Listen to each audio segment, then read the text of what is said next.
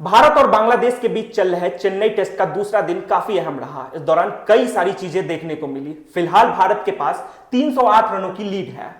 कई सारी चीजें हुई, इन सब पर हम एक एक करके बात करेंगे। जैसे विराट कोहली का जो डिसमिसल रहा, कॉन्फिडेंट नहीं लग रहे थे और उन्होंने डीआरएस का इस्तेमाल भी नहीं किया और पवेलियन लौट गए।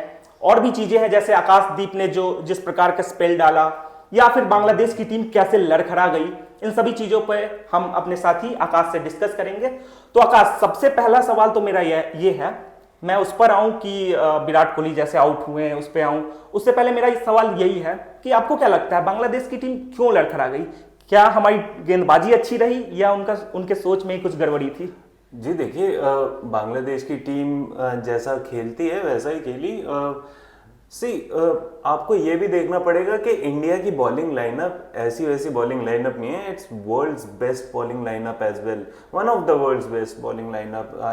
अगर मैं बोलना चाहूँ तो आपके पास जसप्रीत बुमराह हैं जिन्होंने अपना पहला ही ओवर में काम कर दिया था। दूसरी बात रही कि आकाशदीप के वो 2 बैक टू बैक विकेट्स जो पहले सेशन में लंच से पहले आए, और उसके बाद से तो थोड़े से कंफर्टेबल हमें लिटन दास दिखे, लेकिन उनको एक प्लान के तहत रोहित शर्मा ने एक फील्डिंग चेंज किया और वो स्वीप मार के पीछे को कैच दे बैठे।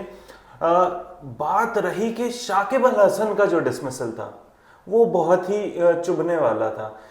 बांग्लादेश के बैटर्स को इतनी क्या कहते हैं, इतनी इंपॉर्टेंस देनी चाहिए अपने विकेट को कि आप आड़ा टेढ़ा शॉट मार के विकेट नहीं दे सकते हैं। बिल्कुल। जब शाकिब अल हसन, आप खुद बताइए कि शाकिब अल हसन का जो डिसमिसल था कि वो रिवर्स स्वीप मारने चले गए रविंद्र जडेजा को, क्या वो सही था? जबकि आपको पता है कि लेफ्ट आर्म बॉलर को आप खेल रहे हैं, Shakib Al Hasan left hand batter हैं, तो उनको तो सहूलियत होनी चाहिए थी उस हिसाब से।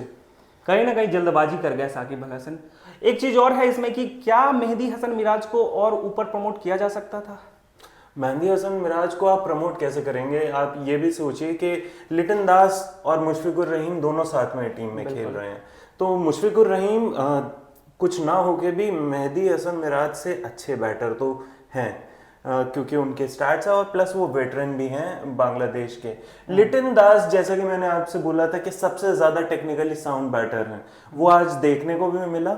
आपने देखा कि सबसे ज्यादा कंफर्टेबल प्ले बॉलिंग को खेलने में इंडिया की बॉलिंग को, जो कि बहुत हाई लेवल की बॉलिंग है, लिटन दास बहुत आराम से उसे खेल पा रहे थे।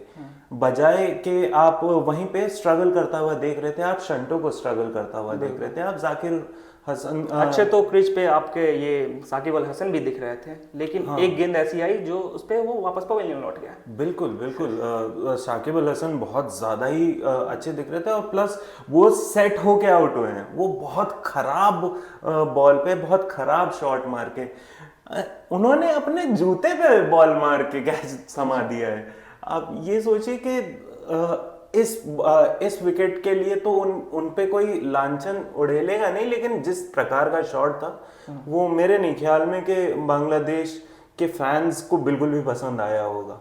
बाकी के जो टॉप ऑर्डर बल्लेबाज हैं उनको आप किस तरह से देखते हैं? मतलब या तो भारतीय गेंदबाजों ने अच्छी गेंदबाजी करी या वो भी विकेट फेंक के गए। जी देखिए, भारतीय तेज गेंदबाजों ने अच्छी बैटिंग की। हाँ, वो जो अंदर आई थी गेंद 2 आकाशदीप की, वो डिलीवरीज फास्ट थी, लेकिन ये अनप्लेएबल डिलीवरीज नहीं थी। अनप्लेएबल डिलीवरीज जो थी उस पर तो विकेट ही नहीं मिला ना। अनप्लेएबल डिलीवरीज जो थी वो जसप्रीत बुमराह डाल रहे थे, वो सिराज भी एक हद तक डाल रहे थे। आकाशदीप, मैं नहीं कहता कि वो बुरे बॉलर हैं, लेकिन जिन बॉल्स पे उन्हें विकेट मिली वो उनकी डे टू डे बॉल्स हैं, उनकी हमेशा जो बॉल डालते रहते हैं वही डाल रहे थे।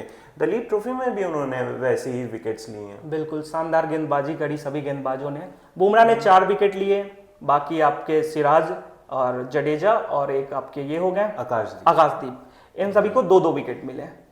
आपको अगर कहा जाए कि सबसे बेस्ट स्पेल किसका रहा? सबसे बेस्ट स्पेल तो मैं कहूँगा कि जसप्रीत बुमराह का ही रहा।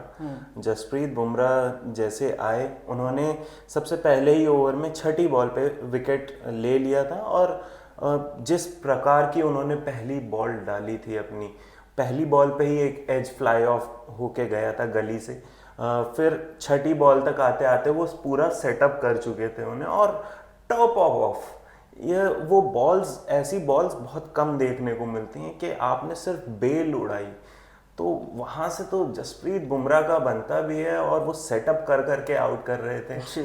तस्कीन अहमद को उन्होंने जिस तरीके से आउट किया था, आप बताइए कि तस्कीन अहमद का आपने जब बोल्ड देखा था तो ऐसा नहीं कमाल लगा का था वो।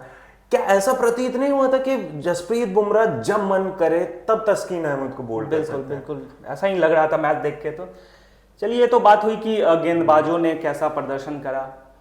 अब हम आपसे ये पूछना चाह रहे हैं कि खासकर विराट कोहली और रोहित शर्मा दो दिग्गज रहे हैं टीम इंडिया के, लेकिन अब तक उनका प्रदर्शन रहा है दोनों ही पारियों में, निराश नहीं करता भारतीय फैंस को?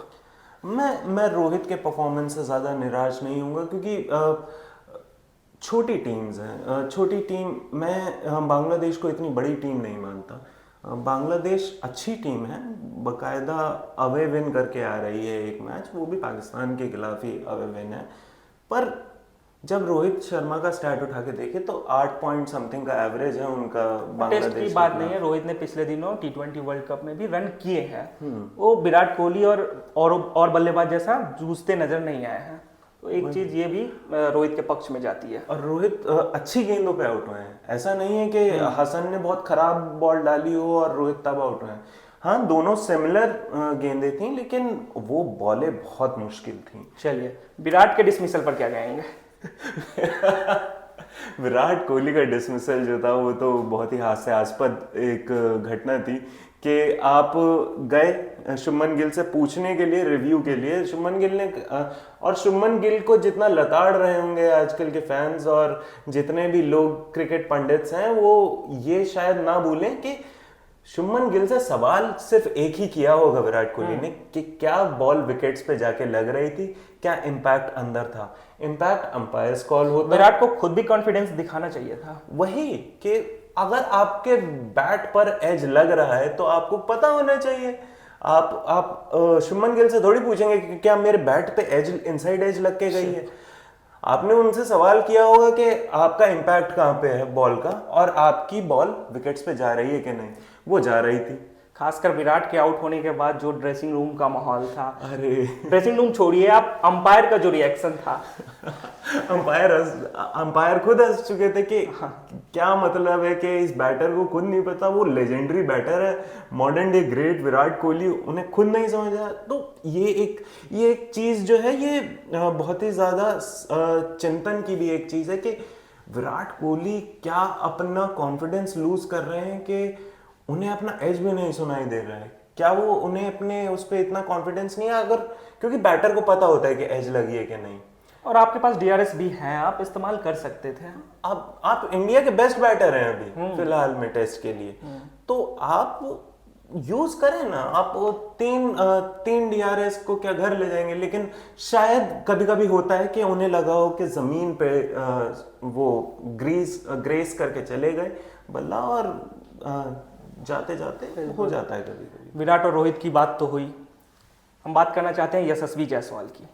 यशस्वी ने पहली पारी में बहुत ही अच्छा बल्लेबाजी करा, लेकिन दूसरी पारी में वो एक तरीके से ऐसा नहीं लगा कि वो भी बड़े शॉट्स की तलाश में थे। हाँ, और बेशक आपके पास बढ़त है चाहे कितना भी है, लेकिन आपको test cricket, proper test cricket नजरिए से ही खेलना पड़ेगा। हाँ, यशस्वी इस सेकंड इनिंग्स में थोड़ी सी जल्दबाजी कर गए। यशस्वी एक ऐसे बैटर हैं जो कि आगे जाके फ्यूचर इंडिया में, आज मैं बोल सकता हूं कि शायद वो बेस्ट बैटर होके निकले। आप शुभमन गिल को तैयार कर रहे हैं, जो कि गलत नहीं है, लेकिन यशस्वी जायसवाल इज द गाय जिसकी टेक्निक बेस्ट है। अभी वो स्पिनर्स को अच्छा खेल लेते हैं, उनका शुरुआत में ही उनके कदम चलने लगते हैं और वो फ्लिक भी अच्छा कर लेते हैं। हालांकि इस टेस्ट मैच में आपको उनके फ्लिक्स थोड़े से कम दिखे हैं और वो पैड से उनके रन ज़्यादा जाते हुए दिखे हैं, लेकिन यशस्वी जायसवाल जिस तरीके के बैटर हैं, टेस्ट में आज थोड़ा सा जल्दबाजी कर गए, लेकिन जनरली ऐसा देखा नहीं गया। यशस्वी जायसवाल में बहुत ठहराव है, और ये ठहराव भी हमें पता है कि अजिंक्य रहाणे ने अपने डोमेस्टिक सर्किट में जब वो मुंबई के लिए कप्तानी करते हैं तो यशस्वी जायसवाल को बहुत अच्छे से संजोया है, संभाला है। तो वो सीखा हुआ प्लेयर है और बहुत ही ग्रिटी प्लेयर है, और आगे जाके आप देखेंगे कि Yashasvi Jaiswal will be one of the great batters ahead for India. फिलहाल क्रीज पे ऋषभ पंत और शुभमन गिल हैं, तो आपको क्या लगता है कितने आगे ले जाएंगे पारी को, कितना रन और जोड़ना चाहेगी टीम इंडिया खासकर? इंडिया खैर अगर वो अभी के अभी रिटायर हो जाए तो इंडिया तब भी जीत जाएगी, ऐसी ये कॉन्फिडेंस है, ये ओवर कॉन्फिडेंस नहीं, ये अनुमान है। और क्योंकि बांग्लादेश की बैटिंग इतनी सुदृढ़ नहीं है कि जो वो इतना स्कोर भी चेज कर ले, लेकिन फिलहाल के लिए कल आपको सुबह देखने को मिलेगा कि पहला आधा से 1 घंटा वो बॉलर्स को देंगे और उसके बाद पूरे आधे दिन तक इंडिया बैटिंग करेगी, 600 के करीब लीड पाएगी, और उसके बाद दिन खत्म होने से पहले बांग्लादेश का सूपड़ा साफ करके हमें हमारा संडे दे देगी जिसमें हम घर पे बैठ के किसी और मैच के बारे में बात कर रहे होंगे। हमारा आखिरी क्वेश्चन भी यही था कि जो फैंस के मन में भी होगा, जो हमारे दर्शक हैं उनके मन में भी होगा कि कब तक ये टेस्ट मैच खत्म हो जाएगा, पहला जो है, लेकिन पहले ही आपने उसका जवाब दे दिया, धन्यवाद। तो दोस्तों ये थी डे 2 की रिपोर्ट। अब देखना दिलचस्प होगा कि भारत इस मैच को और कितना आगे ले जाता है। बने रहिए हमारे साथ, हम मिलेंगे कल यानी डे 3 के लंच पे।